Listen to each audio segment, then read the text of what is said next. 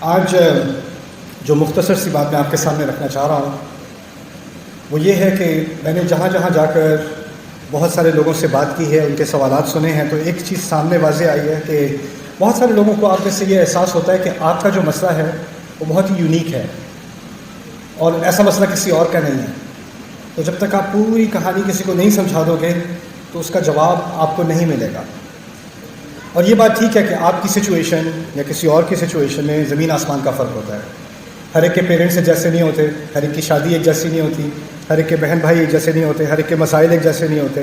اللہ تعالیٰ نے ہر انسان کی زندگی کا جو قصہ بنایا ہے اس میں اس نے جو لوگ ڈالے ہیں، اس کے اندر جو صلاحیت ڈالی ہے، ان سب میں فرق ہے۔ تو ہر ایک کا معاملہ ایک طرح سے تو بالکل ہی منفرد ہوتا ہے۔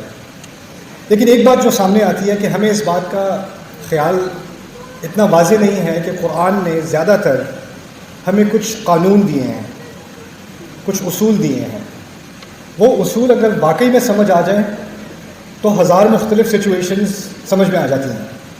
یعنی سچویشن مختلف قسم کی بھی ہو، آپ کو کوئی ڈھونڈ کے کہیں مشکل سے کوئی حل نہیں نکالنا پڑے گا اگر یہ اصول ذہن میں سامنے رہیں۔